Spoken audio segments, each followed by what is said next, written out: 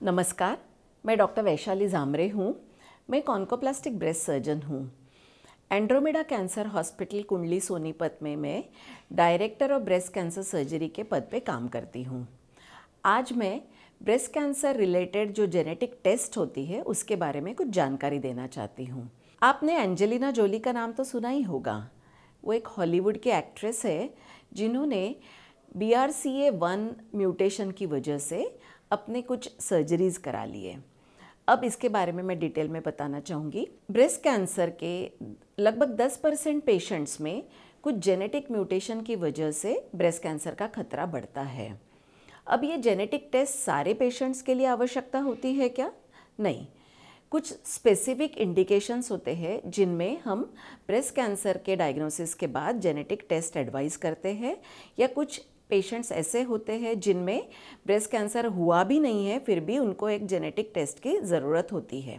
आज हम देखेंगे कि किनको जेनेटिक टेस्ट की आवश्यकता है। अगर किसी को ब्रेस्ट कैंसर हुआ है और वो यंग एज में हुआ है, से फॉर एग्जांपल अगर 50 साल से नीचे अगर किसी को ब्रेस्ट कैंसर हुआ है, ब्रेस्ट कैंसर ट्रिपल नेगेटिव का हुआ है, या किसी के फैमिली में 2 या 3 पेशेंट्स ऐसे हैं जिनको यंग एज में आइदर ब्रेस्ट कैंसर हुआ है, या ओवरी का कैंसर हुआ है, या पैनक्रियाज का कैंसर है, या उससे रिलेटेड जैसे कैंसर्स होते हैं जिसको हम कहते हैं कोलन का कैंसर, रेक्टम का कैंसर, या प्रोस्टेट का कैंसर हुआ है। ऐसे महिलाओं में अगर किसी को ब्रेस्ट कैंसर हुआ है तो जेनेटिक टेस्ट की सलाह दी जाती है। अब केवल ब्रेस्ट कैंसर के ही पेशेंट्स को जेनेटिक टेस्ट की आवश्यकता होती है क्या? नहीं।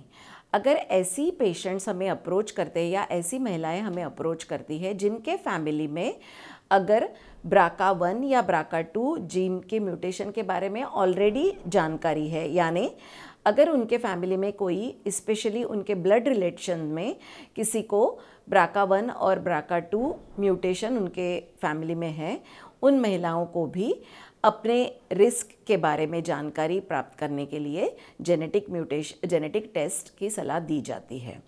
अब ये जेनेटिक टेस्ट करने के पहले हमेशा जेनेटिक काउंसलिंग होनी ज़रूरी होती है।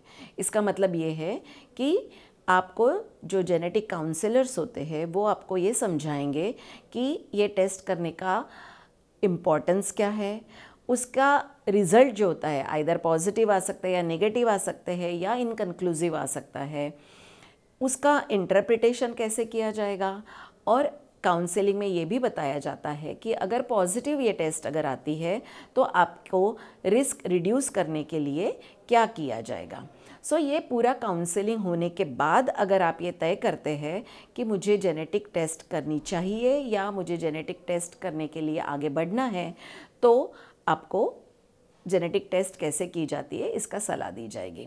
Genetic test either blood sample द्वारा की जाती है या आपके गाल के अंदर का एक स्वाब लेके सलाइवा द्वारा भी जेनेटिक टेस्ट की जाती है।